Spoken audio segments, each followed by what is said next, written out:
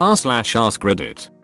Crime investigators, what's the creepiest unsolved case you investigated that scares you to this day? https widnch.com Wid news Jeanette Depema. Guy let his dog out and it came back with a decaying limb. When they went to search they found a makeshift altar. Creepy stuff. Brain went to the thought that this dude's dog spontaneously got gangrene from walking in the woods for an hour. Was very confused. Your comment helped me figure out he came home with a person's decaying limb and did not in fact contract gangrene. Someone killed 50 dogs and left them on top of parked cars for a year, then it just stopped. In a town close to me, a few years ago a little boy went missing. He was in a foster home with his siblings. There was apparent previous reports from neighbors of them wandering off frequently because they were left alone without food, breaking into garages I think.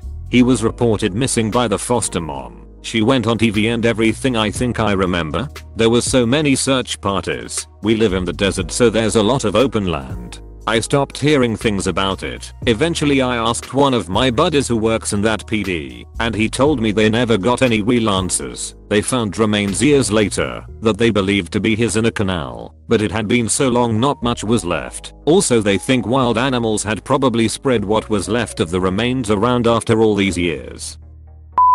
I'm a cop but this isn't my case. The FBI believes that over nearly 2 decades a trucker or multiple truckers have been killing women and dumping their bodies along their routes. In 2004 an FBI wonk notices a trend of bodies being dumped along a commercial trucking route in the south and submits it to a crime tracking database. Texas analyst picks it up and they find dozens of identical cases. No leads to this day. No suspects. No convictions. https www.fbi.gov News Stories 2009 April Highway Z-Real 040609. The Molly Bish case. A 16-year-old girl was dropped off for work at the lake where she was a lifeguard by her mom. She was never seen alive again. This happened in the summer of 2000 in a small town in central Massachusetts, about 30 minutes from where I grew up. I remember seeing missing person signs all over local business when I was a kid looking for Molly.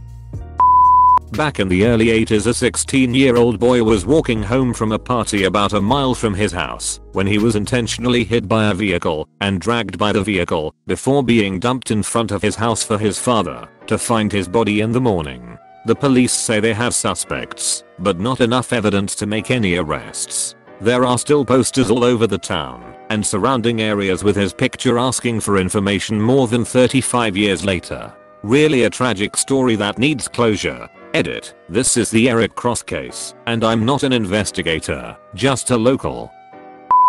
There's a man who comes into the bar I work at every day around 4 PM. He's nice, has a group of other guys he socializes with. His wife comes in every Sunday with him for football season. Their daughter went missing a few years ago. They had a suspect, who my older sister actually dated for a short period. When they couldn't definitively connect him to the case they cut him loose. He's now serving time for a completely separate kidnapping murder. He hasn't confessed to the first one, so the couple will never really know if they caught the guy. Everyone just assumes. I don't think the family will ever get closure off of an assumption though. Not an investigator. In League City TX, there used to be a dead-end road. The city grew like crazy. In the process of clearing land they found dozens of girls buried. Still several unidentified. They stumbled onto the dumping ground for a serial killer. It's Calder Road, if you're familiar with that area. They did a documentary on it at some point. My sister went to prom with a guy who lived next door to this. One night she is over at his house and a random girl comes running, no shows on, screaming, banging on the door saying some guy picked her up or was following her. Boys say the man was nowhere to be found. Prom date and brother get her to safety then proceed to tell my sister all the weird ghost stories because weird things like that always happen around here. They thought she was spooked by feelings of being watched or something. Until a few years later when they started finding bodies. Again. Edit. Reached out to my sister for full details. This is her story. Okay, so it was some girl from Angelton, got in a wreck in front of the house by the field. She comes running to the house, no shoes on. This girl tells them some guy was following her. He was trying to run her off the road. Blocked her car, forcing her down this road. Killed her. The road was dark, she didn't feel right. She saw the lights on in their house. So she wrecked her car as she jumped out and ran to the back door. Boys got her inside, then saw flashlights around their house, which apparently happened often. Keep her inside long enough to feel like whoever it was left drove away, only to realize during all this, she had been drugged. That's why she didn't feel right. Call cops. Man was picking up girls at a bar on NASA Road 1 and drugging them. So they caught at least one creep. Bodies were found there from the 70s till I think 2000s. Fun fact, she tells me that apparently now there is a subdivision over these killing fields.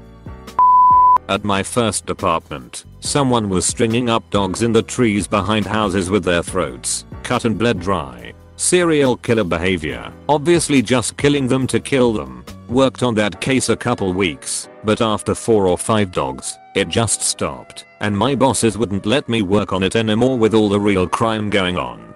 I still think it was a future serial killer practicing. Worked in forensics 2004 to 2008, mostly rapes, homicides, and cold cases. Never forgot one where a baby was abused because a burglar threatened to kill the entire family if the parent didn't do it. Wasn't solved before I left and nothing came up on Google. Never forgot names. The idea that someone out there free is that fucked up, or that someone would make that sit up, is so disturbing to me. I work as an investigator for the county medical examiner. The cases that always creep me out are the Jane and John does, especially the younger ones. How could a family not report a loved one missing for 10, 20, or 30 years? Some of these cases are not suspicious, so it's not like the family is worried about going to prison. We're looking at forensic genealogy to assist with some of the cases. Not a crime investigator, but I had a good buddy that went missing in a cornfield when he was a 2-year-old kid back in 80 or 81. Literally thousands of volunteers came out to help search the fields and land around his farm for 2 days, but he was nowhere to be found. They even brought in a psychic. His parents were so desperate. On the 3rd day he was finally found, quite some distance from where he disappeared.